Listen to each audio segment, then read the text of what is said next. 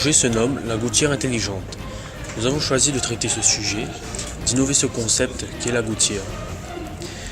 Nous est venue cette idée surtout avec le temps qu'il fait dans l'est de l'île, à savoir qu'il pleut beaucoup, et c'est une énergie gratuite qui nous tombe du ciel. Donc il faut savoir qu'on a environ 20% de perte sur les toits, des milliers de mètres cubes de perte, et nous on s'est dit pourquoi pas la récupérer et en faire une énergie. Nous rappelons que le sujet impose de récupérer l'eau de la pluie, de la stocker et d'en faire une énergie.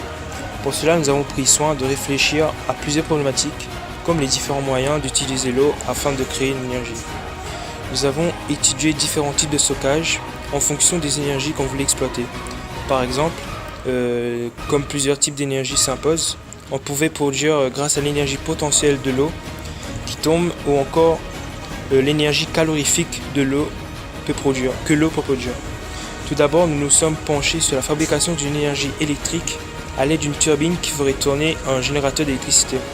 Mais nous nous sommes rendus compte que la force de la chute d'eau qu'on obtient grâce à la gouttière n'est pas assez suffisante. Ou encore, on s'est penché sur un système de marée motrice avec plusieurs systèmes, mais encore là, ce n'était pas rentable. Par la suite, nous nous sommes concentrés sur un système qui pourrait utiliser la chaleur de l'eau pour la transformer en énergie électrique ou mécanique.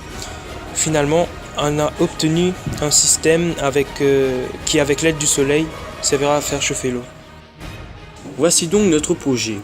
Nous avons une cuve fixée en hauteur sur le mur, servant de réservoir afin de stocker l'eau de pluie provenant de la gouttière. En temps ensoleillé, on actionnera une vanne qui permettra de faire circuler l'eau dans une tuyauterie de cuivre.